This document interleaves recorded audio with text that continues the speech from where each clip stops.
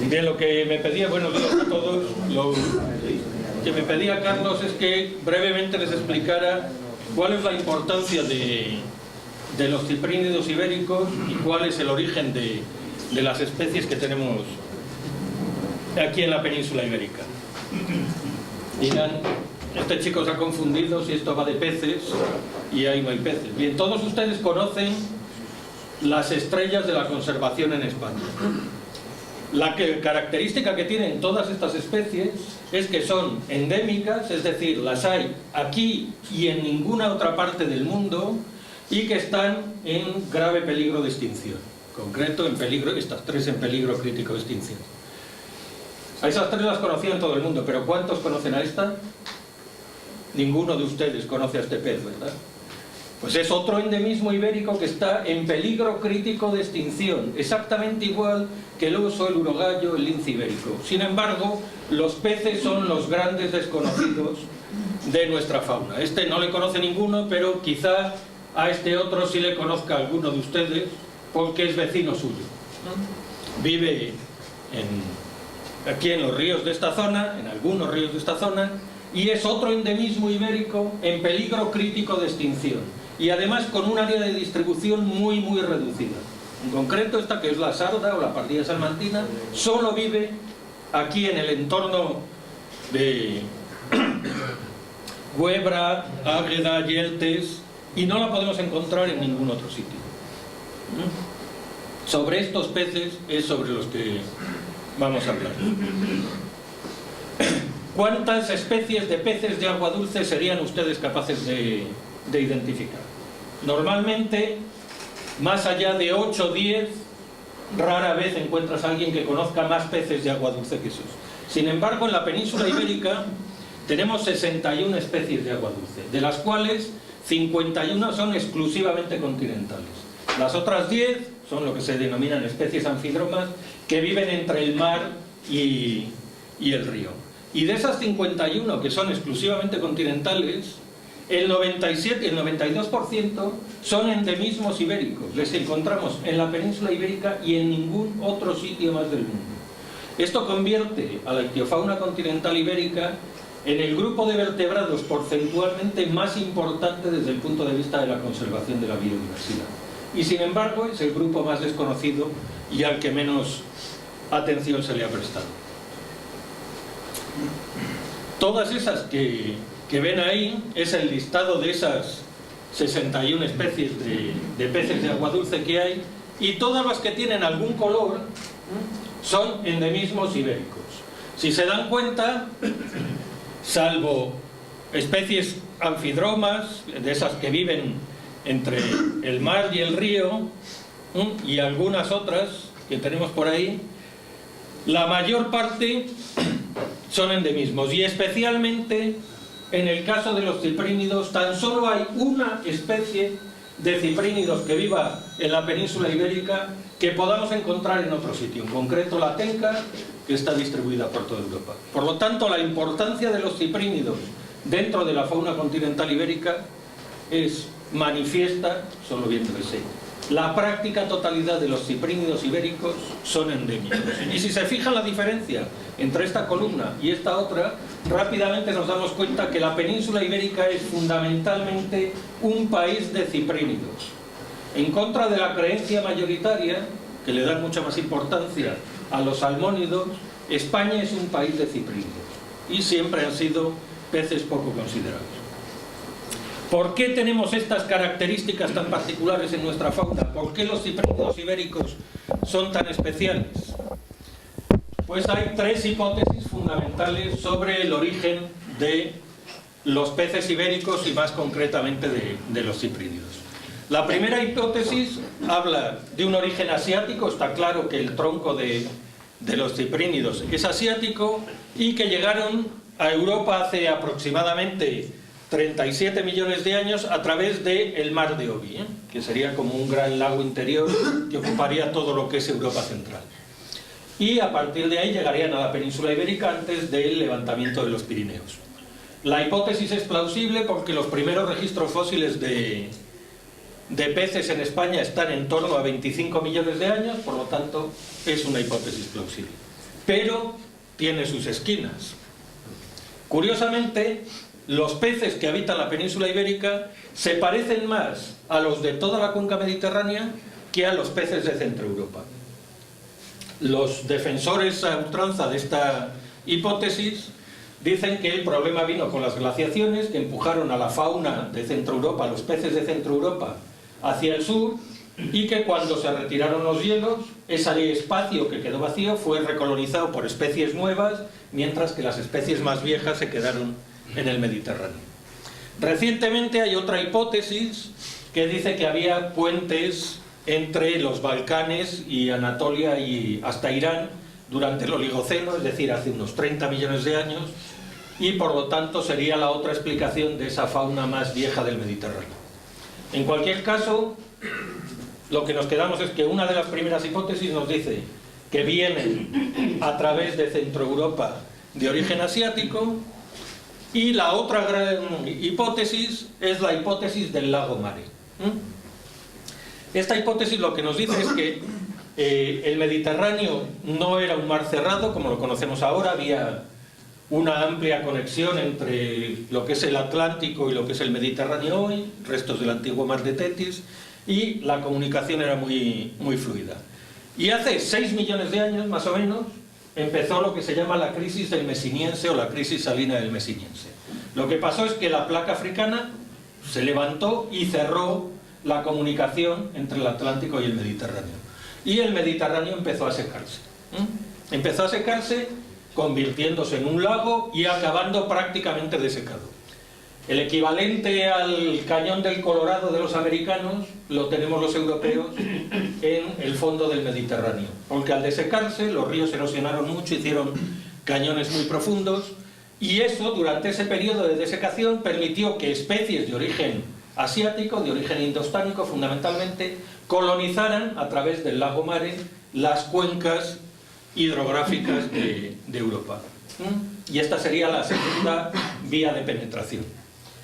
Lo que sabemos hoy en día, que luego veremos con más detalle, es que a través de genética molecular, la línea roja que ven ahí sería el momento de desecación del Mediterráneo, ese punto, pero si se ven este ejemplo es con bogas, ya hay especiación de bogas antes de la desecación del Mediterráneo. Por lo tanto, la teoría de la hipótesis del lago Mare no explica todas las especies que tenemos. Lo mismo que la otra teoría que hablamos antes, la de el mar de Obi, tampoco las explica. Ahora mismo tenemos evidencias científicas que nos dicen que el origen de las especies de peces de Europa, y en concreto de la península ibérica, es una mezcla de las dos. Una parte llegó hace unos 30 millones de años y la otra hace unos 6 millones de años por este proceso de desecación del Mediterráneo. Pero lo que es realmente importante es que 700.000 años más tarde, que geológicamente no es mucho, se acabó la crisis salina del Mesiniense, se rompió el estrecho de Gibraltar. Hay varias teorías, varias hipótesis de por qué pasó esto, pero el caso es que comenzó a llenarse el Mediterráneo. Y ha salido recientemente, el año pasado y el anterior, 2 trabajos muy interesantes de un grupo de geólogos del CSIC, que han descubierto que el llenado fue muchísimo más rápido de lo que se pensaba hasta ahora. En solo 10 años se volvió a llenar todo el Mediterráneo. Eso supone velocidades de entrada de más de 100 km por hora en el estrecho de Gibraltar. De hecho, hay un canal de más de 100 kilómetros de ancho y que llega hasta el mar de Alborán, donde se ven perfectamente los restos de erosión de la entrada, y esto supone aumentos de la lámina de agua de más de 10 metros al día. Eso sí que es una crisis ecológica, porque fue muy rápida, en muy poco tiempo, y eso provocó el aislamiento de todas las poblaciones de esas cuencas que estaban conectadas en ese lago Mare.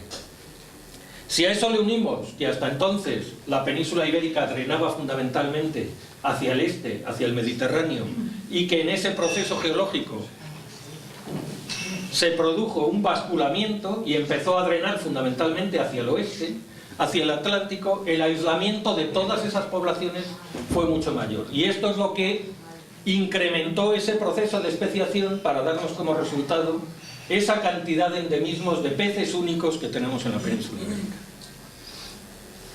Por lo tanto, el origen de nuestra ictiofauna pasaríamos de cuencas endorreicas a finales del Terciario, de grandes lagos interiores que dependiendo de las precipitaciones y del nivel se conectarían entre sí ocasionalmente, a una orogénesis fuerte, el nacimiento de muchas montañas, con una glaciación importante que aísla la península ibérica, que posibilita, aquí es cuando llegan los últimos peces, cuando llegan los salmónidos, cuando llegan los crupeidos, y todo eso configuraría la red hidrológica como nosotros la conocemos hoy en día, en torno a hace unos 2 millones de años.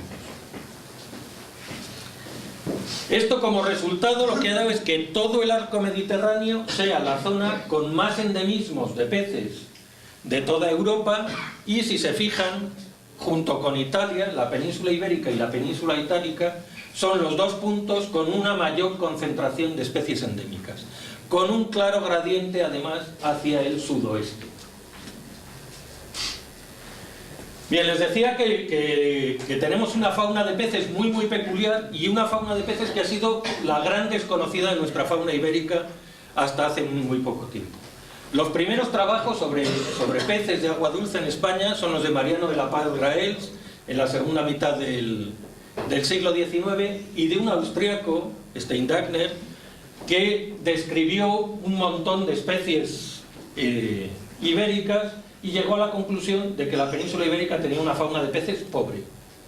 Pobre en el sentido de que teníamos pocas especies en comparación con el resto de Europa. Y por lo tanto que no les resultaba interesante y dejaron esa línea de investigación.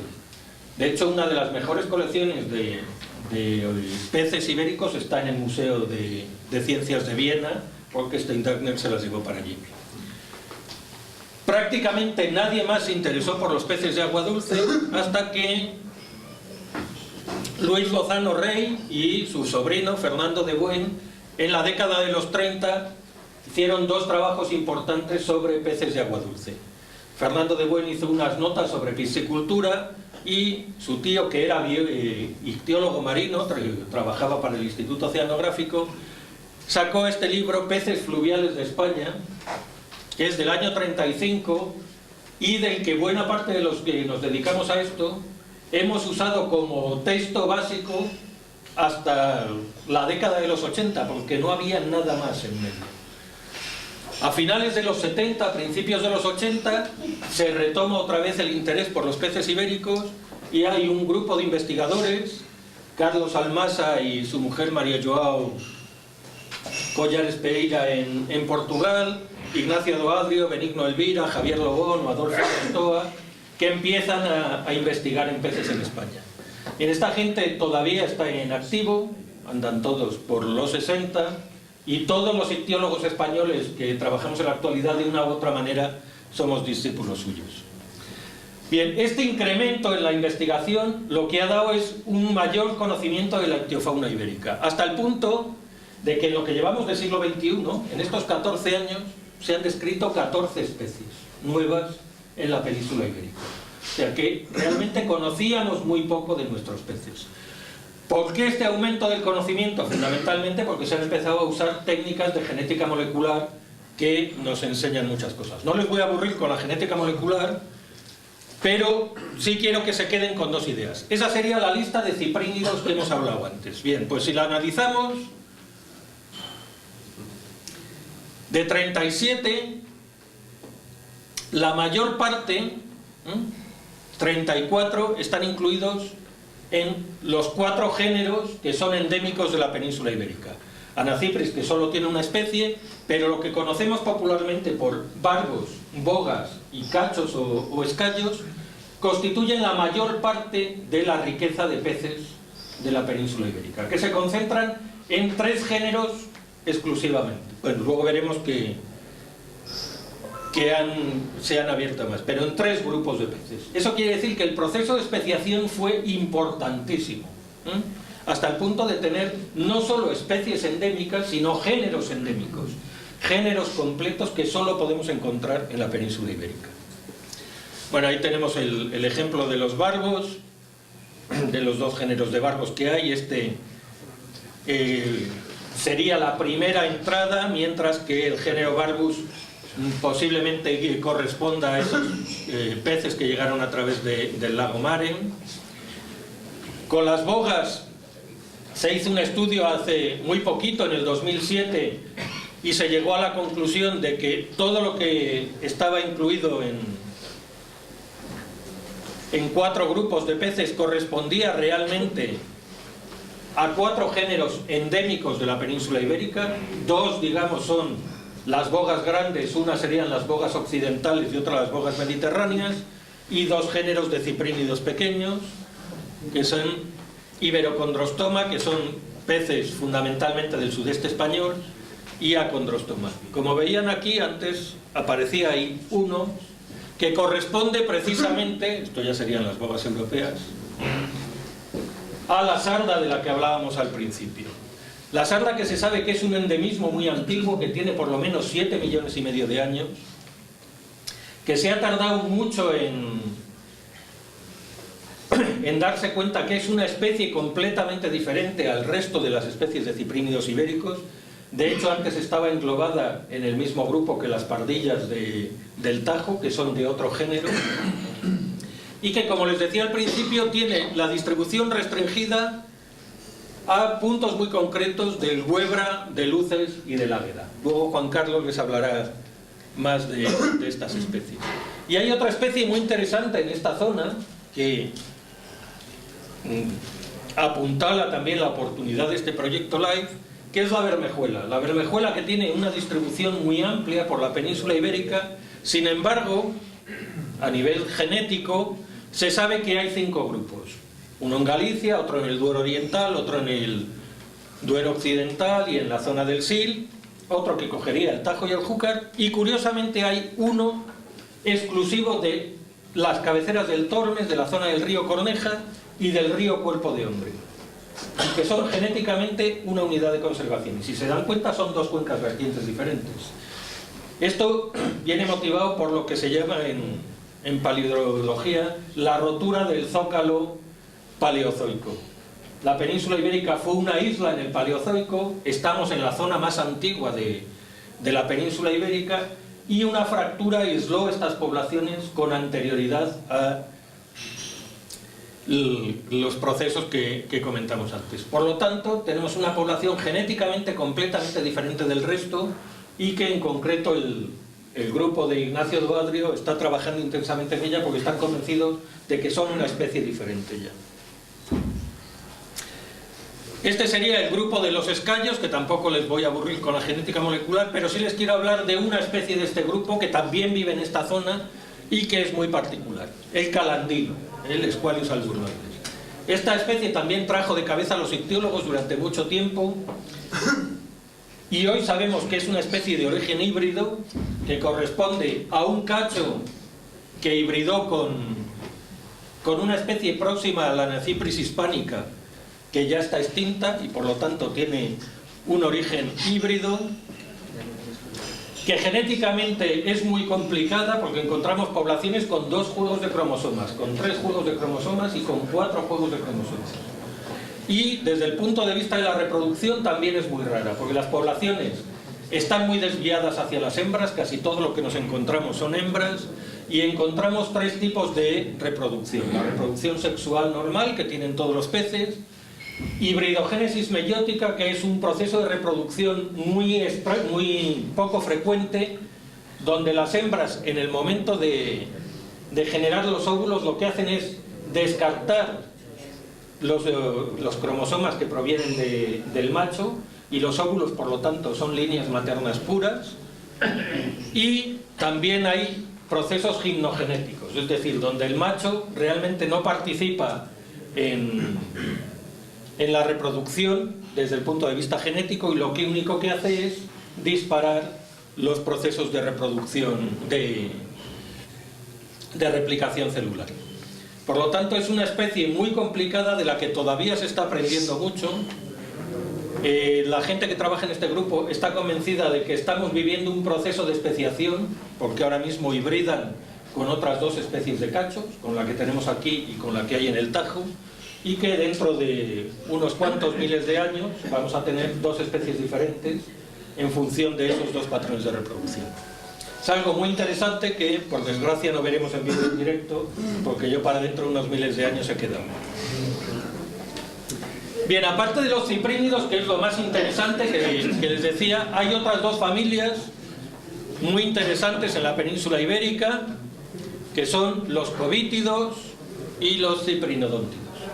Los ciprinodóntidos no tenemos ninguno en esta zona, es un grupo de peces que viene claramente de esa fase del lago Mare, origen indostánico y distribución en todo el arco mediterráneo.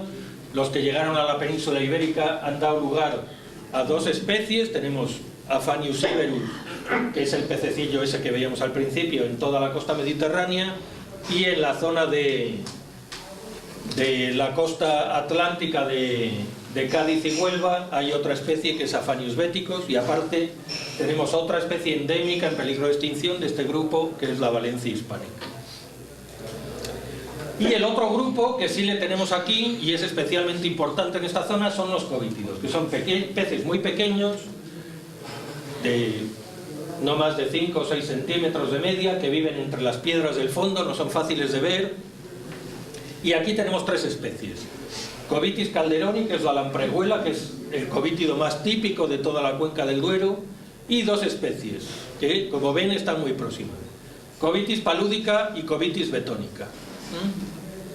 Estas dos especies viven en esta zona, y en concreto Covitis betonica, la colmilleja del Alagón, vive exclusivamente aquí. Solo la encontramos en la cuenca del Alagón y en algunas zonas del río Águeda. Como especies se diferenciaron al menos hace 3 millones de años, y esta, con esa distribución tan restringida, también está en peligro crítico de extinción. Es otra de esas joyas de la ictiofauna ibérica muy poco conocidas. Por lo tanto, con muchísimo interés de conservación. Bien, tenemos una fauna muy especial, una fauna muy poco conocida, como hemos visto, y además una fauna terriblemente amenazada. Esta es la distribución de peces endémicos amenazados en el arco mediterráneo, y como vemos la península ibérica se lleva la palma. Es la región que más especies tiene en grave peligro de extinción. En concreto, el 93% de nuestras especies tienen algún grado de amenaza según las categorías de la UICN. 21 están en peligro de extinción o en peligro crítico de extinción.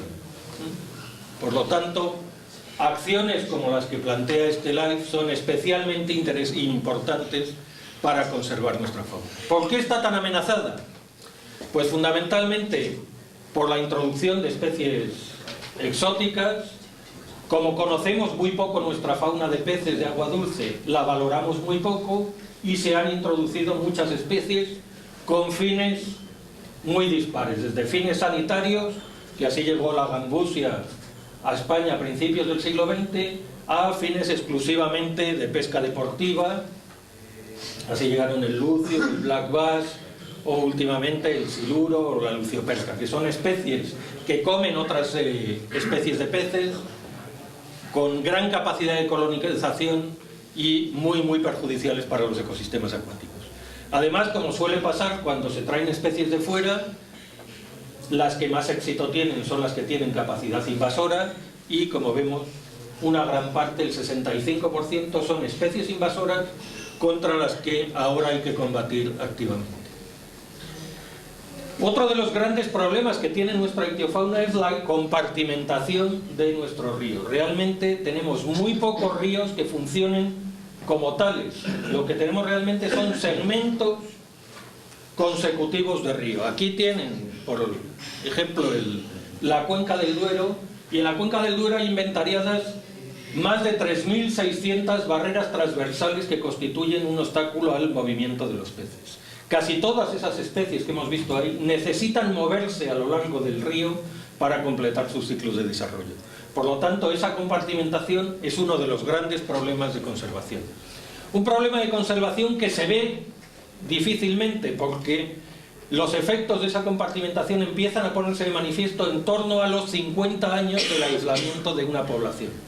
Por lo tanto, es difícil conectar el problema, las causas de la desaparición de una población con esa compartimentación que se produjo hace 50 años. Hay muchos estudios al respecto, aquí les traigo uno que a mí me gusta especialmente, de dos japoneses, de Morita y Yokota, y fíjense en estos gráficos de aquí. Estas son las oscilaciones normales de una población de peces bien conectada. Los picos de arriba serían los picos de reclutamiento de los alevines de cada año, que dependen mucho de las condiciones ambientales, pero si se fijan debajo hay una línea más o menos constante, que es la población de adultos, y el gráfico de arriba es lo que pasa cuando aislamos una población. El comportamiento los primeros años es similar, incluso hay puntas de reproducción más altas, porque intentan compensar ese efecto, pero a partir de en torno a los 40 o 50 años, la población entra en declive y llega a colapsar totalmente. ¿Veis? En este gráfico de abajo veríamos las probabilidades de supervivencia de una especie a los 30 y a los 100 años después del aislamiento, en función de la longitud de tramo de río libre, desde capacidades de carga de más de 300, donde aproximadamente la probabilidad es del 100%, hasta, fíjense, probabilidades de menos del 40% al cabo de 100 años. Por lo tanto, es un problema importante al que hay que prestar mucha atención. Aparte de eso, a estos ciprínidos les afecta también otra serie de factores, como los vertidos, la pérdida de calidad de aguas, aunque afortunadamente hay que reconocer que en los últimos años ha mejorado mucho la calidad de agua de nuestros ríos, la inversión del régimen de caudales por los aprovechamientos sobre todo de regadío, la contaminación agraria difusa, la cantidad de fertilizantes y biocidas que llegan a los ríos, la pérdida de heterogeneidad fluvial por dragados y canalizaciones, y en muchas zonas las sequías provocadas por detracciones abusivas de riego. Estos serían en conjunto los problemas principales que atañen a estas poblaciones y sobre los que hay que intentar intervenir para mejorar su futuro. A partir de la promulgación de la Directiva Marco, es verdad que en este país ha habido un cambio de actitud frente a los ríos muy importante, con programas como la Estrategia Nacional de Conservación de Ríos, los programas de voluntariados en ríos. Hay en esta zona en la que estamos ahora varios proyectos LIFE en funcionamiento, como el de Esmania o el Med-Wet Rivers, a los que se suma ahora el proyecto Cipriver, con el foco directamente sobre la conservación de nuestras poblaciones de peces, que como han visto son tremendamente interesantes. Estas poblaciones de peces realmente lo que van a funcionar es como un paraguas, porque todo lo que hagamos para mejorar el futuro de las poblaciones de peces va a contribuir a mejorar el estado general de conservación de los ríos y por lo tanto repercutirá en todos. Bien, y esto es lo que les quería contar. Espero que haya contribuido a que conozcan un poco más nuestros peces, porque como solo se valora aquello que se conoce, solo conociéndolos podremos llegar a conservarlos. Muchas gracias.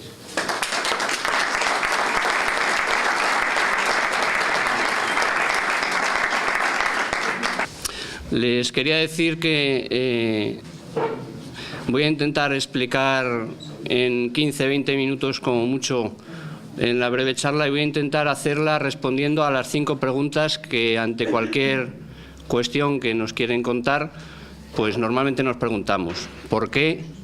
¿Por qué están trabajando en este tema? ¿Qué especies van a estar en el proyecto? ¿Dónde se va a trabajar? ¿En qué lugares? ¿Cómo se va a trabajar? Sobre todo el cómo es lo que más tiempo me llevará. ¿Y cuándo? La respuesta a estas 5 preguntas va a estar el grueso de la charla, si conseguimos que se cargue.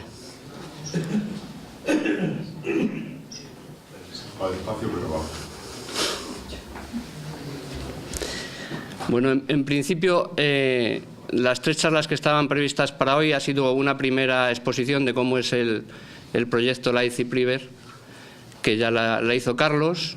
Gustavo ha dado un marco general de la importancia de los ciprínidos en la península ibérica, y yo me voy a centrar como técnico del Servicio Territorial de Medio Ambiente de Salamanca en las dos actuaciones que tiene encargadas este LIFE al socio que es la Junta de Castilla y León, con el apoyo de la Fundación Patrimonio Natural de Castilla y León. Entonces esta va a ser una charla muy concreta sobre dos acciones concretas del LIFE, las que se han encargado al Servicio Territorial de Medio Ambiente de Salamanca.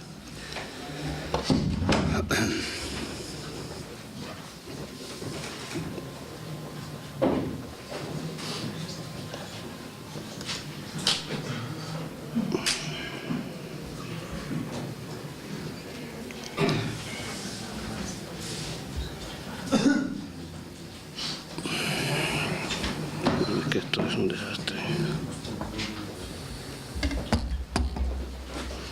Que la habéis quitado, os dije que la dejaréis cargando, porque es que si no, es que no lo cuelgues, no lo cuelgues. El problema es que se colgaba y no cargaba el resto. Y claro, si hicieras el cargo tienes que hacer esto. No cargaba.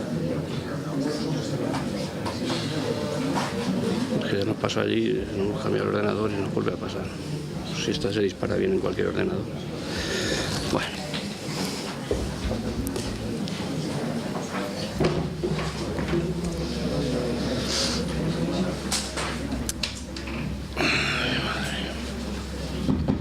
Bueno, las dos actuaciones de las que les hablaba voy a seguir porque si no hay imagen, pues habrá que hacerlo sin imagen.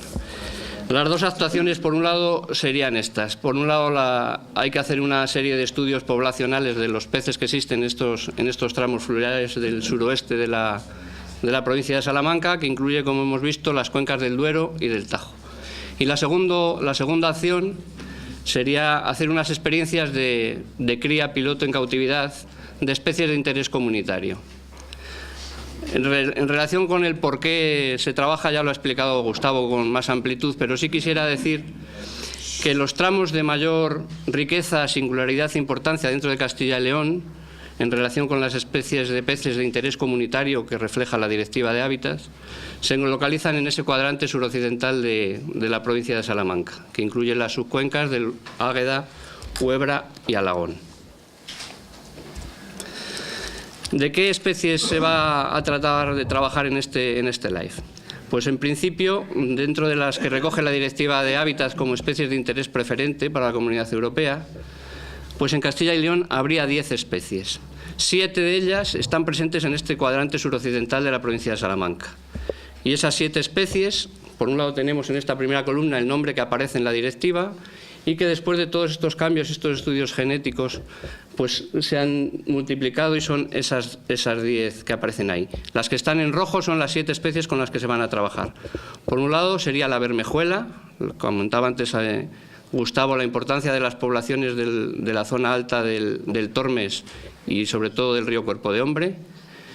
La sarda salmantina es un endemismo de la cuenca del Huebra, Yeltes, Uces y algunos afluentes del Águeda, aunque los últimos muestreos nos dicen que de esos últimos ha desaparecido. El calandino, esa especie que tiene ese método tan curioso de reproducción, que utiliza otras especies para hibridar y para desencadenar la reproducción. La boga del Duero y la boga que hay en el Tajo. Y luego 2 colmillejas, la colmilleja que podríamos decir más común, y la colmilleja del Alagón, que solo aparece en algunos puntos del río Alagón y de algún afluente del río Águeda. Esas serían las 7 especies en las que vamos a trabajar o a intentar trabajar en este LIFE. Esas son las 7 especies en imagen, con el área de distribución que había a principios de este siglo. Como ven, la sarda salmantina está considerada en los libros rojos como en peligro de extinción, igual que la colmilleja del Alagón, la primera y la última. Que consideren los libros rojos en categoría o en su estado de conservación vulnerable, es decir, que tienen un cierto peligro, aunque no están en un peligro crítico de extinción, estarían la bermejuela, que además está incluida en el listado de especies catalogadas de España, el calandino, la boga del Duero y la colmilleja. Y únicamente la boga de río, la boga que tenemos en el Tajo, es la que tendría un mejor estado de conservación, que de momento no tiene una categoría más que un bajo nivel de amenaza. Solo hay 2 especies pescables de todas estas que vemos aquí, que son las 2 bogas, la boga del Duero y la boga del río de Tajo.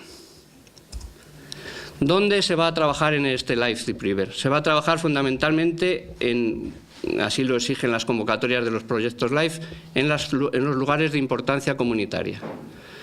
Es cierto que los ríos no tienen unas fronteras y un río puede tener una parte que pertenezca a un LIC o no, pero en principio serían en esos LICs que aparecen ahí. Arribes del Duero, que también es parque natural, las riberas del Huebra, Yeltes, Uces, las riberas del Águeda, ribera del Agadón, el Rebollar, riberas del Alagón y afluentes, Valle Cuerpo de Hombre y las Batuecas Sierra de Francia, que también es parque natural. Se va a trabajar en esas zonas en todo el LIFE, y además aparece ahí el centro histiogénico de Galisancho, que está en el término de Galisancho, lógicamente, en el río Tormes, que es una piscifactoría que tiene la Junta de Castilla y León, donde actualmente se crían truchas y salmones del Danubio, y que va a ser el lugar donde se hagan las experiencias de cría piloto en cautividad.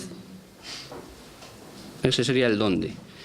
¿Cómo se va a trabajar? En la primera de las 2 actuaciones, la que son los estudios poblacionales de peces, pues la metodología que se va a emplear para muestrear es la metodología que se establece en el Ministerio de Medio Ambiente, que estableció en esa publicación que aparece ahí, la Ictiofauna continental española, base para su seguimiento, es una publicación del año 2011. Y también se está trabajando, o se va a trabajar, según la metodología que establece la Confederación Hidrográfica del Duero y la Junta de Castilla y León en sus redes de seguimiento. Es una metodología estandarizada y que básicamente consiste en seleccionar un tramo de río representativo, cerrarlo con redes si no hay un cierre natural, y se hace una pesca eléctrica con corriente continua, aproximadamente un tramo de 100 metros. Se hace una serie de pasadas sucesivas con extracción, luego esto lo veremos en el río, y pues se tiene una idea de las especies que hay y de su densidad en ese tramo. ¿Para qué se hacen estos muestreos? En primer lugar, para saber de dónde partimos. Hay que hacer un diagnóstico actual de cada una de las especies en esas LIC, en esos lugares de importancia comunitaria, en esas subcuencas, Águeda, Huebra, Uces y Alagón. Y en concreto se han previsto hacer 37 puntos de muestreo. Esos puntos que ven ahí en color verde serían los que se han utilizado, y algunos de los otros que son las redes de seguimiento que tienen diferentes instituciones. Se ha intentado aprovechar esos puntos de muestreo y hacerlo en lo posible compatibles. Hemos dicho que los muestreos de peces tendrían como 3 objetivos. Primero, ver el diagnóstico de la situación actual de partida. Una segunda cuestión que habrá que ver es cómo han evolucionado estas poblaciones. Hay datos de la provincia de Salamanca, que se hizo unos muestreos generales de los años 90, hace aproximadamente 25 años, y habrá que ver cómo han evolucionado los tramos desde entonces hasta ahora. Y luego, durante este live, como les ha comentado antes Carlos, va a haber una parte muy importante del live, se trata de mejorar las condiciones de los ríos. Pues bien, una vez que se hagan esas mejoras, habrá que hacer un seguimiento de las poblaciones, si las poblaciones en esos ríos van mejorando o no. Pues para hacer esos seguimientos puntuales, pues también se tienen que utilizar estos mecanismos de pesca eléctrica y de muestreo. Para la segunda actuación, las experiencias de cría piloto en cautividad de ciprinos de interés comunitario, pues se va a empezar a trabajar. Quiero señalar que son experiencias de cría piloto, que hay pocas experiencias en la península ibérica, sí que hay algunas con otras especies parecidas, y hemos optado por tener 2 criterios para trabajar. Por un lado, hay que evitar la pérdida de diversidad genética de las poblaciones. Las poblaciones sobre las que estamos trabajando, como ha explicado Gustavo, son poblaciones que están muy estructuradas genéticamente. Cada población de un río genéticamente es bastante diferente a las de otros, o puede serlo. Entonces hay que evitar la pérdida genética de esas especies, pues criando en cautividad con cuidado. Y segundo, mantener un comportamiento natural. Lo que nos interesa no es criar mucha cantidad de peces, sino tener unos peces, los que seamos capaces de criar, que una vez en el río puedan seguir funcionando y aportando al funcionamiento de los ríos. Entonces, estas experiencias de cría piloto en cautividad tendríamos o seguiríamos 4 pasos. El 2.1 que aparece ahí es conocer el trabajo que están haciendo otros grupos que crían peces endémicos. Hemos contactado con 4 grupos que hay en la península ibérica. Por un lado, la Universidad de Lisboa utiliza un planteamiento muy parecido al que hemos propuesto nosotros. La hemos estado viendo ya. Tiene una piscifactoría en un pueblo que se llama Campelo, que está por debajo de Coimbra. La verdad es que nos atendieron fantásticamente y vinimos bastante esperanzados. También hemos estado en Vegas del Guadiana, que es una piscifactoría pública de la Junta de Extremadura que crían ciprínidos. Desde siempre ha sido una piscifactoría que se ha dedicado a la cría de ciprínidos en España. Fundamentalmente allí trabajaban en un primer momento con carpa, ahora se dedican sobre todo a tenca, pero crían también ya bogas en mucha cantidad y están haciendo también experiencias con calandino, con escallo y con colmillejas. Hay otras dos instituciones que no hemos visitado, otras 2 piscifactorías en el Palmar, en Valencia, y en el Delta del Ebro, que trabajan con especies endémicas, pero no tanto con ciprínidos, han hecho alguna experiencia, sino con especies de ciprinodóntidos del litoral. Esas todavía no las hemos visitado, porque corre menos prisa. Bien, con la visita a estas instalaciones lo que queremos es acondicionar las instalaciones que tenemos en Galisancho, hacer un breve acondicionamiento de algunos estanques, porque se pretende que cada grupo reproductor tenga su estanque lógicamente por separado, con un flujo constante de agua. Esas son imágenes de la piscifactoría que tenemos. Y en cada estanque pues, se va a intentar colocar una serie de plantas acuáticas, unas bandejas de grava y unas zonas de refugio para alevines, y se instalarán una serie de filtros mecánicos para evitar que las especies, los alevines que nacen, pues primero se puedan escapar y segundo vayan a un río al que no pertenecen.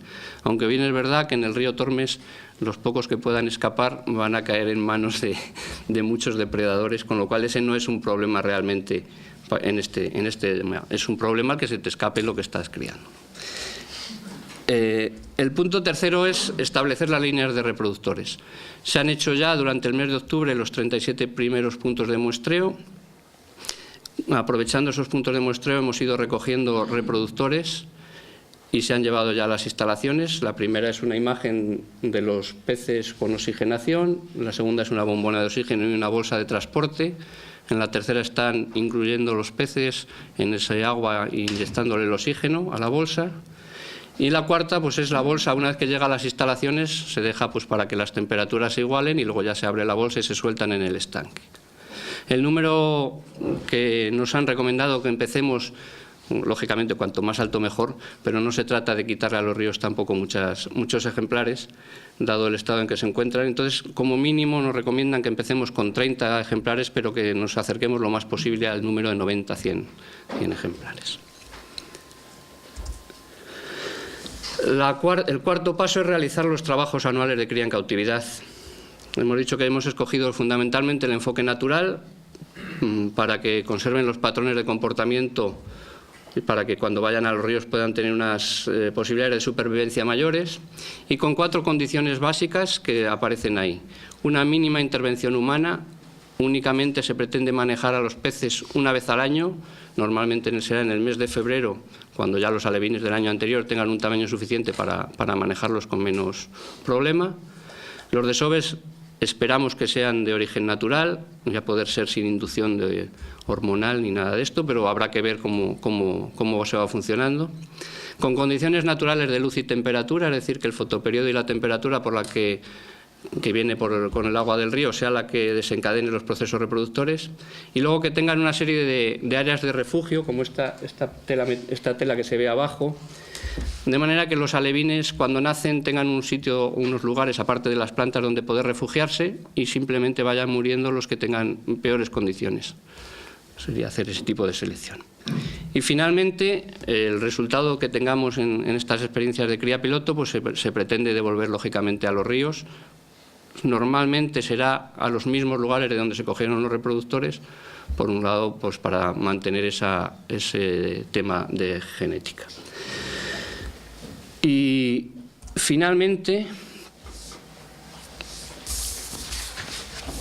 hemos visto el cómo. El cuándo, estas serían las actuaciones que están previstas. En la primera, la diagnóstico de la situación actual, se han hecho ya los muestreos, se elaborará el primer informe durante finales de este año, principios del que viene.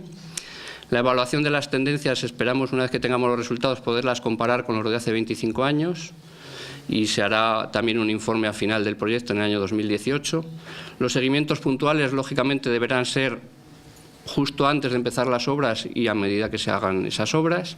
Y luego, para la cría en cautividad, en color amarillo, conocer otras experiencias. Ya hemos visto que hemos estado en 2 piscifactorías, si hay que ir a otras 2 se irá el año que viene. Acondicionar la piscifactoría se pretende empezar a finales de este año, está a punto de prepararse ya el proyecto y tener las instalaciones acondicionadas antes de la próxima primavera, que es cuando se reproducen estas especies.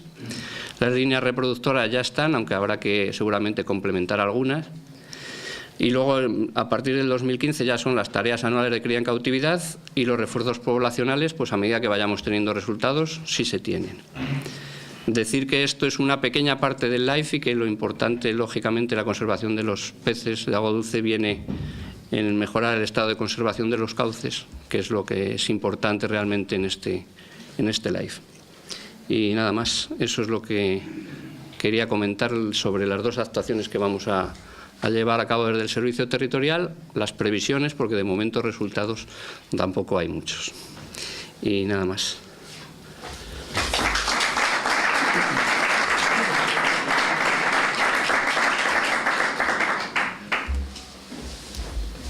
No sé si sube más gente. Quédate ahí, Gustavo, ¿y dónde está Carlos? Voy a buscarle.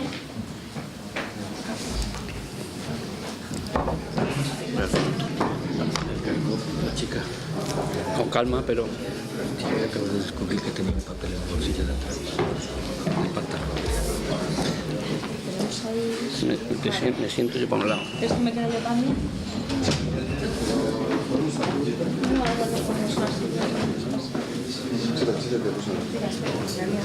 Bueno, pues vamos a empezar ahora un tiempo para, como decía antes, pues para el debate, los comentarios, las sugerencias, la petición de aclaraciones.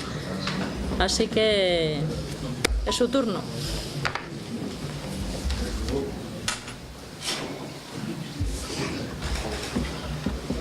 A ver, Juan Carlos, tenemos ahora mismo un depredador de peces, charcas y todo, que es el cormorán.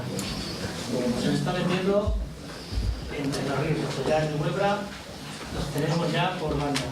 En la zona de la Presa de la Vida los tenemos por banda. En Ciudad Rodrigo los tenemos por bandas.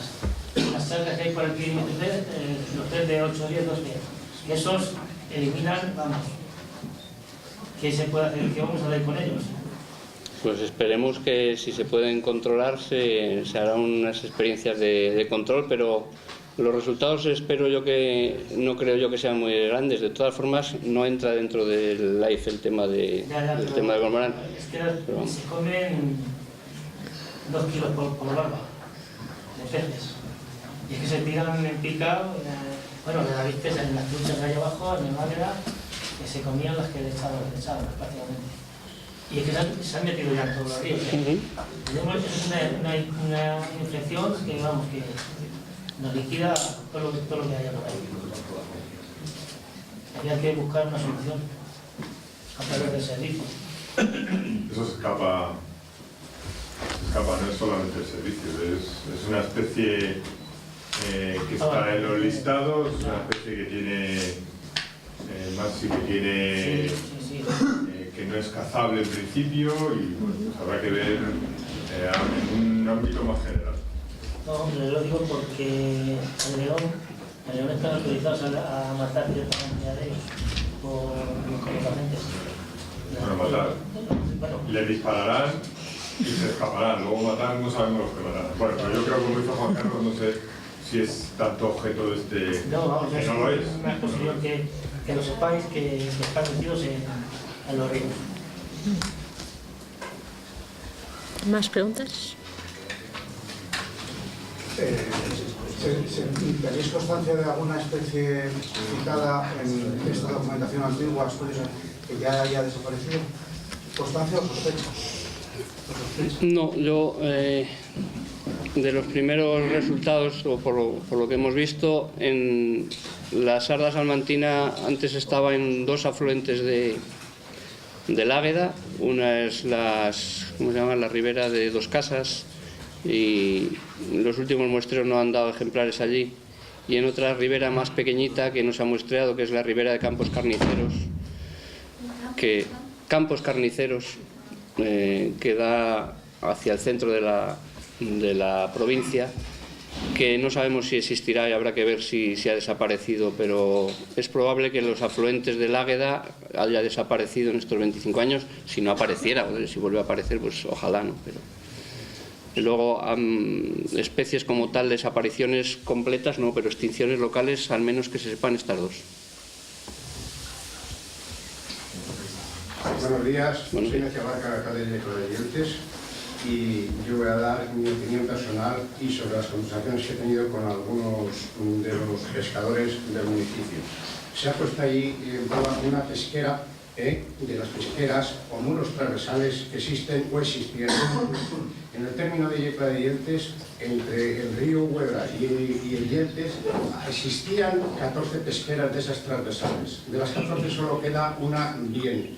Las demás todas han desaparecido. Dicen que desaparecen o han desaparecido varias especies de peces. No es de extrañar, porque si yo estoy ya en el punto último donde se unen los dos ríos, el Huebra y el Yeltes, y han desaparecido 13 de esas pesqueras transversales, quiere decir que al desaparecer nos quedan en el mes de julio, agosto, septiembre, octubre y noviembre unos charcos que son casi como la palma de la mano. O sea que no le queda agua suficiente, yo creo, para que puedan vivir tantas especies de peces.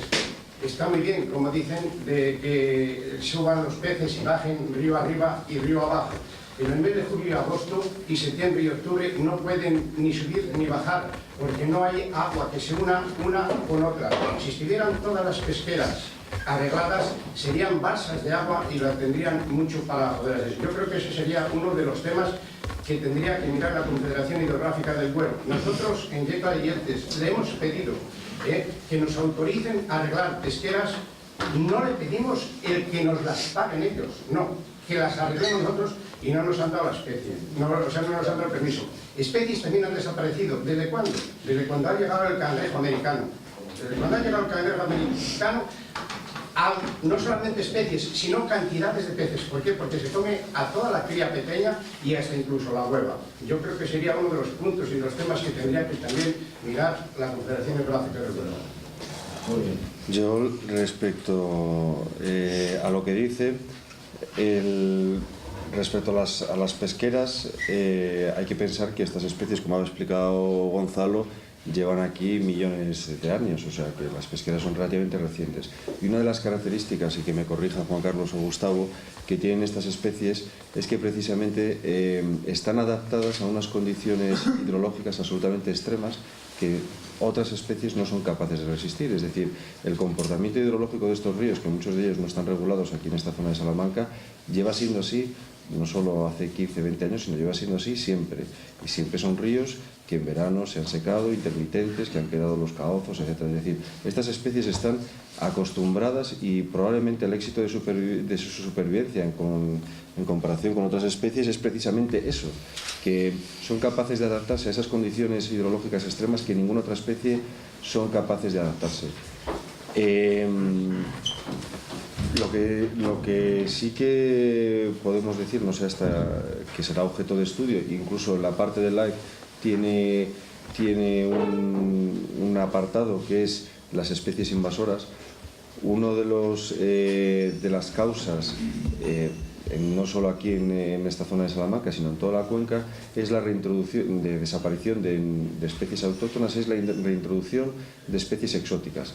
El cangrejo, que acaba de decir usted, o cualquier otra especie de pez que podamos estar pensando, que compiten, desplazan y depredan sobre las especies autóctonas. Y realmente es uno de los mayores riesgos. Trataremos en este proyecto LIFE que hay una parte asignada a combatir a estas especies exóticas, porque evidentemente claramente los endemismos actuales que nosotros tenemos, estos pequeños peces, pues no pueden competir con un lucio, no pueden competir con estas especies. Y bueno, ahora no solo se están haciendo unos estudios sobre el estado de las poblaciones, sino también estamos encargando un estudio sobre el estado de conservación de los ríos, que incluye absolutamente todo, no solo el estado de las pesqueras, las riberas de los ríos, los cambios que ha habido en los ríos, etcétera, la existencia o la aparición de especies exóticas en qué tramos de río, en todos esos 37 puntos de muestreo, y en base a eso el próximo año empezaremos a definir una estrategia de actuaciones para tratar de mejorar los ríos y evidentemente también de combatir todas estas especies exóticas que es un claro factor de riesgo de desaparición de estas especies. A mí me gustaría añadir, perdona Lidia, que ya es el segundo culpable que encontramos, primero eran los cormoranes, ahora el cangrejo. La condición humana tiende a buscar un culpable. Desafortunadamente no hay un responsable de los problemas, un responsable exclusivo de los problemas en los ríos. Y es un sumatorio de muchos problemas. Y tenemos que hacer cierto análisis de cuánto de nuestra actividad es parte del problema y cómo se puede corregir. Pues normalmente tendemos a buscar eso, un culpable externo que nos libre a nosotros de todo pecado, pero en muchas ocasiones es parte de la actividad humana la responsable de los estados de conservación. También influyen los pesticidas, insecticidas... Todo, como dice Gustavo, es un sumatorio de todo que trataremos... Pero normalmente lo que se dice es que el cormorán está acabando con esto, ¿no? El cormorán contribuye en las medidas de sus posibilidades, pero... Influye también el tema de insecticidas y pesticidas, que se abonan todas las tierras ya y todo hay correntías, o cuando eso, todo eso influye también. Y algunas granjas de cormorán que suelen también meter los ríos mal vertidas o con mala controlación que también van, o sea que no es solo el cormorán o el cangrejo rojo, es un conjunto de... Desde luego no hablaríamos de acciones de conservación si no hubiera, digamos, una actividad humana que en los últimos años o cientos de años, si estuviéramos, digamos, en un estado primigenio, original, natural, pues sería la Tierra como el devenir natural de los cientos de siglos y millones de años. No habría motivo para hablar de conservación. Pero sí que es cierto que la actividad humana, la que sea, pesticida, caza, pesca, etcétera, tal, tiene un efecto sobre el entorno, sobre el medio ambiente. Mayor, menor, positivo, negativo. Lo que sí que queremos con este proyecto LIFE es que, como he tratado de decir anteriormente, es que por mucho que desarrollemos un programa de cría en cautividad piloto para tener estas especies, pero como un sistema de apoyo para reforzamiento de poblaciones, etcétera, por mucho que mejoremos el hábitat, etcétera, tiene que haber un compromiso de las personas en hacer suyo también la conservación y la protección de estas especies como algo a valorar y a proteger, porque de lo contrario no vamos a ser capaces. Es decir, el éxito de reintroducción puede ser muy bueno, o el programa de cría en cautividad, pero si por mucho que soltemos devolvamos los peces al entorno, no existen unas condiciones favorables en el territorio de protección, pues al final no habremos conseguido nada.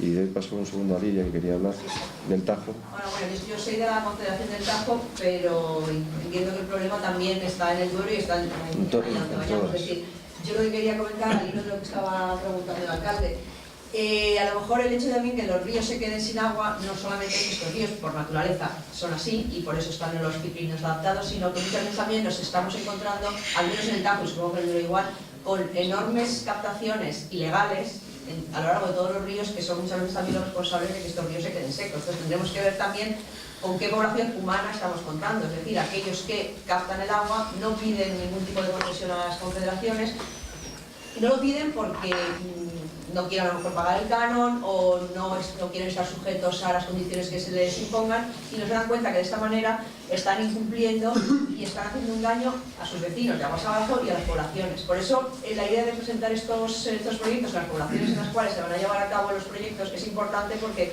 requiere de la participación y de la concienciación de las personas que viven en el entorno. Entonces, el señor alcalde que está aquí pues podría muy bien transmitir a sus ciudadanos este problema. intentar a lo mejor de alguna manera intentar concienciar que no se pueden captar las aguas sin ningún tipo de concesión, o el hecho de lo de las pesqueras. Se está hablando, yo no entiendo la palabra pesquera, entiendo que una pesquera es un dique transversal. Precisamente algo que nos ha estado diciendo ahora Gustavo es que las pesqueras son nocivas, porque están compartimentando los espacios y precisamente, aunque formen unas pequeñas lagunas que durante el verano tienen agua, lo que estamos haciendo no va en beneficio de las especies, va justo lo contrario. Entonces, es importante que la población también se haga cargo de ello. Entonces, si están pidiendo rehabilitar unas pesqueras y precisamente estamos intentando transmitir que la existencia de barreras transversales es negativo, pues a lo mejor no estamos llegando bien a la población y no estamos haciendo entender. De todas formas, antes de dar la palabra al resto de personas, una puntualización. Yo creo que, por ejemplo, una de las ventajas que tenemos aquí en esta zona de Salamanca es que es una zona de una densidad de población baja, es un entorno muy cuidado de dehesas ganaderas. Aquí realmente el patrimonio natural está muy bien conservado y partimos de unos ríos que lo que es el grado de conservación de las riberas, Gustavo, que ha estado muestreando y recorriendo, está relativamente bien conservado, con lo cual quizás el declive de estas poblaciones no se deba tanto a eso, sino a otro tipo de acciones que probablemente en los siguientes meses podremos conocer un poco más en detalle. Luego también, aquí tampoco hay grandes usos del agua, quitando contadas excepciones, precisamente porque estamos en zona de dehesa, de ganado bravo, y tampoco es un consumo, no es una zona de regadío, no es una zona de grandes extensiones agrícolas. Entre otras cosas porque los ríos son lo que son y tampoco tiene un estiaje muy acusado que no permite un aprovechamiento regular. Otra cosa que a lo mejor incluso por la propia geología del terreno, que no ha dado lugar a la ganadería. Y respecto a las pesqueras, desde luego la pesquera es digamos una alteración de las condiciones naturales del río, pero también hay que decir que nosotros tenemos que actuar sobre el río porque la actividad humana depende sobre el río, es decir, que la pesquera no tenemos que hacerla que sea mala en sí misma, pero también sí que es cierto que hay otras acciones de compensación, como por ejemplo que si queremos que los ríos no estén muy compartimentalizados, pues las pesqueras pueden tener su correspondiente escala de peces o su correspondiente tramo en el que permita, es decir, hay muchas medidas adicionales que no hacen que necesariamente una pesquera tenga que desaparecer. Y luego probablemente también habrá que plantearse, en función de lo que podamos hacer del diagnóstico del estado de los cauces, que determinadas infraestructuras incluso puedan considerarse, en algunos sitios ya lo están planteando, como estratégicas para evitar la dispersión de especies exóticas, que incluso aunque admitiendo que una presa pueda ser una barrera y una agresión, pues a lo mejor es más la amenaza que pueda representar una especie exótica que está remontando aguas arriba que el efecto que pueda tener esa presa. Entonces, bueno, todas estas cosas son relativas, hay que evaluarlas en su justa medida, por eso nos ponemos en manos de expertos, que en definitiva son los que al final va a haber un comité también de expertos de diferentes disciplinas, y es en definitiva los que van a hacer la propuesta, etcétera, a la hora de desarrollar las diferentes actuaciones. Pero tampoco quisiera centrar como que las pesqueras en sí mismas son malas, porque también todo el mundo podría hacer el comentario y decir, bueno, las pesqueras tradicionalmente han existido desde hace cientos de años y los ríos estaban bien conservados y las especies estaban conservadas. Cierto es. Entonces, por eso hay que tener las cosas en su justa. De lo que se trata es de compatibilizar usos. Hay cosas que están mal hechas y que se pueden corregir, y de lo que se trata es precisamente de eso, de compatibilizar usos. Y como decía Juan Carlos, en determinadas situaciones, aquí hay algunas especies exóticas invasoras que constituyen una amenaza seria, y determinadas barreras infranqueables posiblemente sean no la solución definitiva, pero sí una buena medida para evitar su expansión. Y habrá otras barreras transversales que están fuera de uso y que lo más razonable sea eliminarlas, y habrá otras que están en uso y que lo que habrá que hacer es permeabilizarlas, nada más. O sea, de lo que se trata es de compatibilizar usos. Habían pedido la palabra antes, perdone, habían pedido antes la palabra de ahí. Vamos, soy Enrique Vicente, miembro de una asociación de pescadores. No has contestado tú, has contestado lo que Creo que tenemos unos ríos en toda esta zona, gracias a Dios, muy puros, no hay dragaciones, no hay... Y creemos que el mayor problema que tienen desde luego es la sequía. Pero no es la sequía, es una sequía que estamos viendo. Yo tengo 40 años y desde hará unos 10 o 15 años, no sé, los habitantes que tienen más años que nosotros van a más, son muchísimo más acusadas en todas estas zonas. Los ríos los vemos en julio, agosto, que cuando no los pisa nadie, y ha habido años que es lastimoso. Si dejamos el río desde luego como está, si no mantenemos las pesqueras que tenemos, haciendo escalas, es que aquí lo que hace falta es hacer escala a las presas y construir muchas presas de las que tenemos. Quedamos sin agua, pienso que nos quedamos sin peces, vamos. De todas formas, se pueden conservar, claro que están acostumbrados a eso, prácticamente se han acostumbrado durante muchísimos años a vivir al filo de lo imposible, pero joder, si mantenemos esas escalas, si hacemos esas presas, si hacemos escalas, si le damos más agua de la que tienen en verano, que de verdad en verano es que es acojonante como se quedan, hostia, en vez de a lo mejor tener 100 peces tendríamos 10.000 peces. De todas formas, evidentemente nosotros trataremos en este proyecto de promover todas las actuaciones que vayan dirigidas a mejorar las condiciones de vida de estos peces. Y sí, eso pasa por restaurar pesqueras, mejorar caozos, mejorar zonas donde consideramos que son zonas estratégicas. Sí. Y mejorar, incluso, además, también hay una cosa que cuando hablaba Rosa y cuando uno de los motivos de venir aquí al territorio, nosotros ahora siempre cuando nos planteamos este tipo de actuaciones, también entendemos que hay un patrimonio hidráulico que hay que proteger, en el sentido de que muchas de estas pesqueras son pesqueras tradicionales de toda la vida, antiguos molinos, etcétera, y que merece la pena también protegerlos, lo cual no quiere decir, a la hora de compatibilizar los usos, que una pesquera que se encuentre en mal estado y que suponga un problema se puede mantener, incluso proteger, mejorar, incluso recuperar esa pesquera, pero haciendo una pequeña actuación de mejora para que tenga ese uso compatible. Y luego, simplemente como forma anecdótica, porque muchas veces yo hay una cosa que Gustavo me abrió los ojos en un afluente del Tormes, me llamó mucho la atención porque, claro, el río se secaba en un tramo de 30 kilómetros desde mayo, junio hasta diciembre, pero en 30 kilómetros el río completamente seco, solo quedaban dos o tres charcos, y precisamente es en ese río donde se encuentran una de las poblaciones de Bermejuela mejor estructuradas. Pero todo el mundo tiene la percepción de cuando ve un río completamente seco, dice, es que aquí no puede vivir nada, es que esto es una caca, esto aquí tendría que correr agua durante todo el año.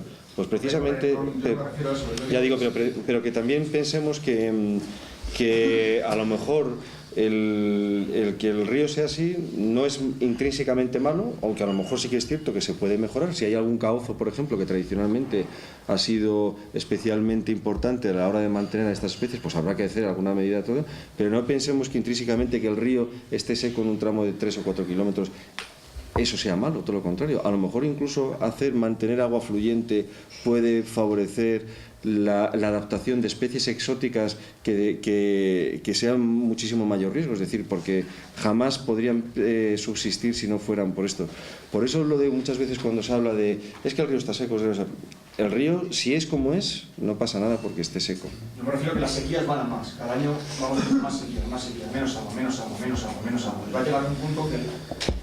Ignacio. A ver, yo voy a hablar sobre otros dos puntos puntuales, o dos casos puntuales. Uno, el señor Marcos lo conoce bien.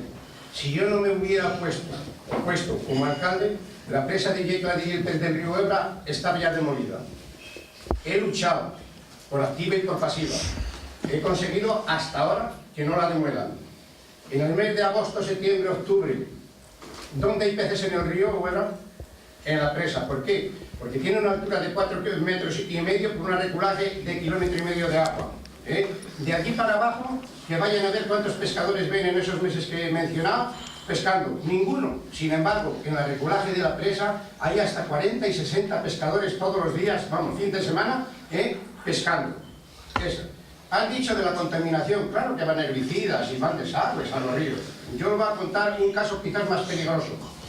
En Yecla de Yeltes existe, ya está en ruinas, una mina que era el quematorio de una mina de uranio, esto de uranio de arsénico. Todo ese agua todo ese agua iba a verter mínimamente unos 150 metros por encima de la presa, que usted bien sabe dónde está la presa. En el molino que había por bajo, había sardas, vamos, para dar, regalar, tomar, vender y todo lo que quisieras. Se cerró la mina. No sigue, pero las sardas también han desaparecido. Pues, Hablo de casos puntuales. Pues, para que haya pesca, tiene que haber agua. Bueno, pero... Y como dice el refrán, ¿a dónde va Vicente? A dónde va la gente. Y no quiero... Yo respecto, evidentemente, por ejemplo, si yo no lo conozco lo del tema del arsénico, pero si en su día, hace los años que fueran, hace 20, 30, 40 años, el vertido de arsénico, evidentemente la sociedad ahora no es lo mismo que hace 30, 40 años, y cómo ha cambiado los sistemas de tratamiento, etcétera, no es lo mismo. Podemos pensar en saneamiento de aguas residuales urbanas, industriales, de todo, pero probablemente en ese tramo de río, como usted dice, haya desaparecido la sarda por el vertido arsénico. No, si usted lo dice, yo me lo creo. Respecto a la presa de Yecla de Yeltes, que sabe que es un tema controvertido, Juan Carlos acaba de decir que estas especies, excepto la boga, no son especies pescables. Y lo que sí que está claro es que la presa de Yecla de Yeltes tiene especies exóticas. Entonces, el hecho de que haya agua puede ser un factor positivo, pero el hecho de que haya especies pescables, es decir, pensemos en especies pescables entre comillas, porque ahora recabamos una cosa, pero pensemos que haya black bass, que haya otro tipo de especies, es un aspecto de riesgo enorme para la supervivencia de estas especies, y que ese punto pudiéramos considerarlo como un punto de riesgo, en el sentido de que pueda ser un punto de refugio y de dispersión de especies exóticas sobre otros lugares. Por lo tanto, a la hora de evaluar una presa u otra, o de una azud, hay que hacerlo todo considerando todos los factores. Por un lado, uno puede decir, bueno, se mantiene una lámina de agua. Bien, puede ser un aspecto positivo. Por otro lado, el mantenimiento de esa lámina de agua por sí mismo, que puede ser positivo, contribuye a la conservación de especies. Si en esa masa de agua lo que hay son especies exóticas, si en esa masa de agua hay un problema de no sé qué, si en esa masa de agua tal, entonces hay que todo tomarlo en consideración. Entonces, me gustaría añadir otra cuestión. A ver, sobre el tema de infraestructuras en los cauces. Toda infraestructura tiene que tener un titular, y tiene que tener un titular porque tiene que tener un responsable. Entonces eso es algo que hay que tener claro. Entonces sí hay que hacer algunas cuestiones de reconstrucción de infraestructuras, pero esas infraestructuras tienen que tener un titular, y ese titular no es la Confederación, y no va a ser la Confederación porque no está entre sus competencias eso. O sea, en su caso la Confederación, las infraestructuras que tiene son grandísimas infraestructuras, el embalse de Santa Teresa, porque son infraestructuras de interés general que prestan servicio a miles de usuarios, que no es el caso de una pesquera. Entonces, si queremos cosas, si queremos derechos, tenemos que ser corresponsables, y eso se corresponde con una serie de obligaciones. Que usted quiere ser titular de la presa de Yeltes, muy bien. Esa presa, que usted lo sabe perfectamente, tiene más de 5 metros de altura, está sometida a la normativa de seguridad de infraestructuras.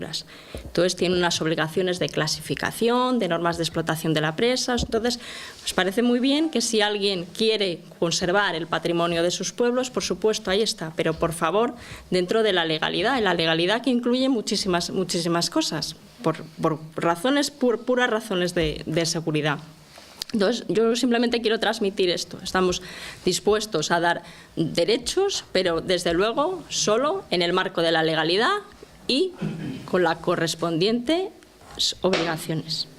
Entonces, simplemente quería dejar sentada esa cuestión. Además, nosotros, este es un proyecto de 4 años, pero lo que nos gustaría es que, efectivamente, que luego la gente se implique. Que yo quiero que en mi pueblo haya una pesquera, sí, yo quiero que en mi pueblo haya una pesquera, pero yo me voy a ocupar de mantener esa pesquera y de poner en valor esa pesquera. O sea, nosotros vamos a estar aquí 4 años y vamos a hacer cosas, pero lo que queremos luego es que este proyecto siga siendo importante para los pueblos. Y si ustedes creen que tienen algo que merecen conservar, nosotros queremos que merecen conservar sus peces, pero también hay otros valores añadidos que cita Carlos del patrimonio. Muy bien, podemos poner las condiciones para que eso se desarrolle, pero en definitiva los responsables luego van a ser ustedes, porque son los que están aquí y porque además lo dice la legislación. ¿Vale? Simplemente este comentario. Quieras que están hablando de un tema. Yo llevo 38 años en el cuerpo medioambiental, como digo, hace muchos años muchas pesqueras que estaban ahí, pero no eran pesqueras digamos, eran de estas pesqueras pequeñas que eran para uso tradicional de molino. Había muchísimos molinos.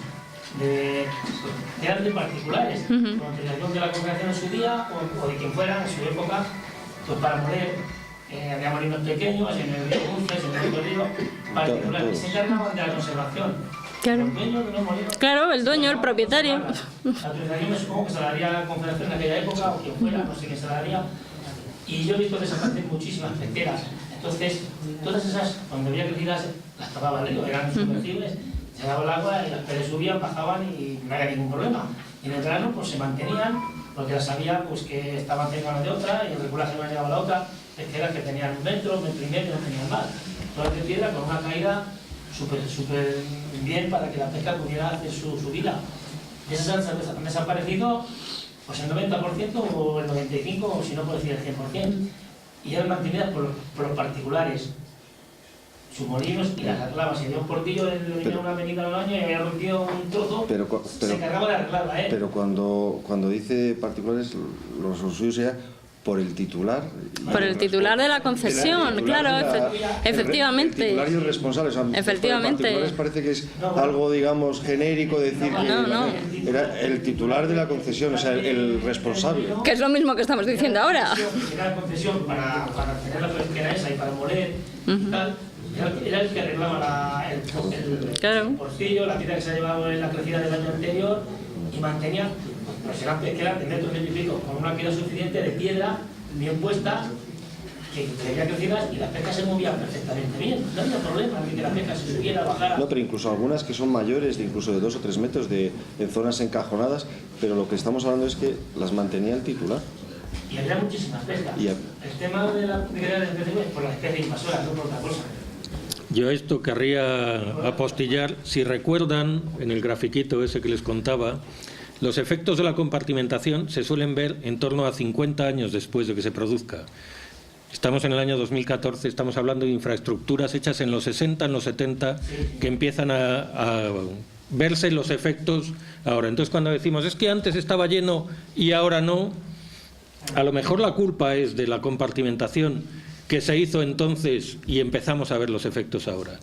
Entonces, por eso no hagamos análisis simplistas, porque generalmente las soluciones simplistas a problemas complejos suelen llevar a conclusiones equivocadas. Yo quería preguntar, me ha parecido entenderos, bueno, soy el jefe de servicio de medio ambiente de Salamanca. Quería preguntar, me ha parecido entender que la parte más importante desde el punto de vista del presupuesto del proyecto es la mejora de hábitats. Sí. Y de eso habéis contado poco. Quiero decir, si tenéis una idea, aunque supongo que dependerá mucho de los resultados de los estudios, de los datos que vayáis sacando, de cada zona, de cada subcuenca, pero en general, ¿qué líneas de mejora de hábitats tenéis pensado? Quiero decir, tema de riberas, tema de tal, si tenéis... Pues está previsto actuaciones de todo tipo, actuaciones de restauración de riberas, de mejora de la franquiciabilidad y de la conectividad longitudinal, etcétera. Lo que pasa es que en esta fase inicial de acciones preparatorias lo que hemos es contratado a una empresa para que haga una evaluación del estado de los ríos y sobre todo identifique cuáles son los puntos, digamos, a actuar, los puntos más críticos, en base no solo al estado de conservación del río, sino también ligado con los muestreos poblacionales, porque a lo mejor puede dar la coincidencia que en un lugar hay unas presiones importantes, pero las estructuras están bien conservadas, etcétera. Es decir, para priorizar las actuaciones. Y en base a eso, calculo yo que para marzo o abril se podrá tener ya un documento de síntesis de por dónde pueden ir los tiros, ir identificando cuáles son, digamos, las presiones, los sitios donde actuar, aquellos lugares donde presentan problemas de conservación, para a partir ya del próximo año sacar un contrato de obras para ejecutar, digamos, esas acciones. Lo que pasa es que ahora es digamos, prematuro, pero en cualquier caso lo que se quería decir es que queremos contar con la participación de todos y todos estos documentos que elaboremos son documentos abiertos, públicos, para la participación, es decir, que no es algo que nosotros vayamos, lleguemos y lo hagamos nosotros mismos. Queremos contar con todos ustedes, con sus opiniones. Va a haber un foro de participación dentro del plan de comunicación y divulgación y queremos contar con su opinión, es decir, no vamos a hacer nada imponiendo sin haberlo explicado antes, sin haber contado con todos ustedes. Había una palabra pedida por ahí. Bueno, no, me parece que las señor. Buenos días, José Luis Gutiérrez, alcalde de Serradilla del Arroyo, ubicado en donde, en el Parque Las Batuecas. Y primero agradecer que un programa europeo se acerque a las poblaciones donde estamos recogidos y darle las gracias a esta información que a mí me parece que es muy positiva como alcalde para yo poder transmitírsela a los compañeros, respetando la opinión de las asociaciones y de otros alcaldes, respetando todo. Me parece que debemos estar agradecidos a los 4 socios que habéis hecho del proyecto LIFE y ponerse el Ayuntamiento de Serradilla del Arroyo a vuestra disposición, tanto en logística como en seres humanos y todo lo que podamos, para que tengáis un punto de encuentro si es que cumplimos con la normativa que estéis buscando para poder ayudar al proyecto, porque creo honradamente que estas oportunidades no las debemos de perder los alcaldes ni los pueblos. Pues muchas gracias por tu ofrecimiento. Y un segundito, como vamos un poquito mal de tiempo, porque queríamos hacer una jornada ahora en el campo de lo que es un muestreo, de poder acercarnos al río, etcétera, que todas estas preguntas que vayan saliendo incluso las podemos ir contestando allí, y queríamos también pues aprovechar para tomar un café. 2 o 3 preguntas más y el resto las dejamos ahí y allí y luego ya... Es que antes no me identifiqué, soy el jefe de sección que lleva la caza y la pesca en Salamanca. Quería preguntar una cosa un poco relacionada con mi trabajo y también con lo que está planteando aquí, que es proteger. Mi trabajo es aprovechar, gestor de un aprovechamiento. Hay un punto de contacto y es que, me parece, Juan Carlos, que dijiste es que de las 7 o 8 especies con las que se pretende trabajar, 2 de ellas son pescables, ¿no es así? Las 2 bogas, la boga del Duero y la boga. Entonces, quiero decir que parece una reflexión, parece un poco contrasentido de que Europa esté invirtiendo dinero en estudiar cuando, por otro lado, se está aprovechando. O sea, se está pescando, una palabra. Pero creo que lo último que se ha hecho en torno a esas 2 especies a lo mejor es subir la talla de pesca, ¿no es así? Sí, dentro de las cuestiones que tiene este LIFE, respecto a estas especies o respecto a esta zona, es también elaborar un plan de pesca y tal. No necesariamente hay que prohibir la pesca de bogas, creo que no es, pero sí a lo mejor tomar una serie de medidas para determinados tramos. Por poner un ejemplo, en la presa de... ¿cómo se llama esta? De Tormes. El Cespedosa. La presa de Cespedosa en San Fernando, en el Tormes, pues hay una pequeña veda de un mes en la época de cría de la boga. Normalmente la normativa de pesca va dirigida, o está dirigida pensando en los salmónidos, en la trucha común, y es posible que para alguna de las especies que todavía son pescables y que si están las poblaciones en buenas condiciones se podrían seguir pescando, pues haya que tomar alguna medida que ya se vería, pero que no necesariamente es incompatible la pesca con la inversión. Precisamente en el LIFE se preveía la posibilidad de hacer unos planes de gestión de estas especies, que lógicamente las que no son pescables pues no influiría la pesca, y en las pescables, si hay algún punto en el que se detecta que se quedan constreñidas las bogas en época de subida, pues a lo mejor hay que tomar alguna medida, pero si se arreglan las pesqueras a lo mejor no es necesario, entonces ya veremos. Creo que querías intervenir por aquí, no sé si había levantado la mano alguien por aquí. Pues la última pregunta y luego ya las contestamos en el café. Yo es que casi preferiría una última pregunta y pasamos al café, porque es que tenemos el autobús, pero todas estas preguntas las contestamos durante el autobús, durante la jornada, es decir, es que si no cumplimos. Pues o si hay alguna otra pregunta de alguien que no vaya a asistir después. Sí. Dime, Enrique. Mira, yo lo único que quería decir, bueno, somos representantes de una asociación de pesca de la cuenca Ribáveda, que yo, una vez más, damos gracias por habernos invitado y estar aquí, contar nuestra opinión, y lo único que quiero decir es que no entiendo algunas posturas que son ciertamente, en algunos aspectos, llaman la atención, ¿no? El primer interviniente en el debate habla de cormorán, que no está incluido en el proyecto, pero el siguiente interviniente pues, le contesta en seco diciendo que no tiene nada que ver. Creo que está todo relacionado. Como prueba de que está todo relacionado, en la mesa tenemos a la Confederación, a la Junta y tenemos a la Universidad. Entonces, relacionado está todo. Hay alcaldes, hay pescadores, hay ecologistas, hay de todo. Entonces, en el río afecta todo, como muy bien habéis dicho. No sabemos cómo eran las sequías hace 1000 años. No sabemos, o bueno, a lo mejor el alcalde de Lleida nos dice cuántas bandadas de pájaros había hace 50. Yo desde luego hace 20 no había los cormoranes que había ahora.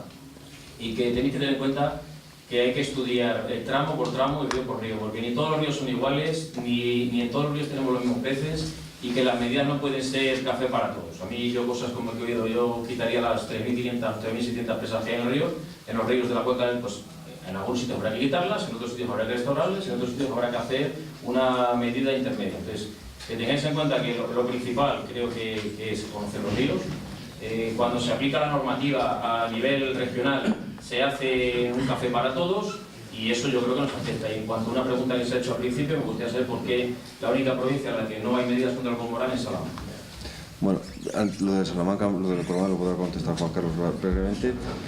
Que haya, simplemente decir que haya opiniones diferentes en un foro de debate, pues es lo normal, porque cada uno tiene unos intereses, representa un colectivo o proviene, digamos, de una disciplina o de un campo o de lo que sea. O sea, que realmente lo importante es que de alguna forma seamos capaces de si coincidimos, al menos en el valor que tienen estas especies, que son endemismos, que están amenazados y que merece la pena protegerlos, como punto de encuentro yo creo que eso valdría. Y que haya, digamos, opiniones diferentes, pues es lo normal. Lo de conocer el tramo río, te puedo asegurar, Enrique, que el mapita ya simplemente donde se veían todos esos puntos de muestreo, pues da idea que esos son puntos de muestreo en el que se ha ido, en el que no solo se ha tomado pesca eléctrica, se ha recogido muestras de macroinvertebrados, de la estructura de la vegetación de ribera, el inventario de depresiones y azudes, o sea, el conocimiento es enorme.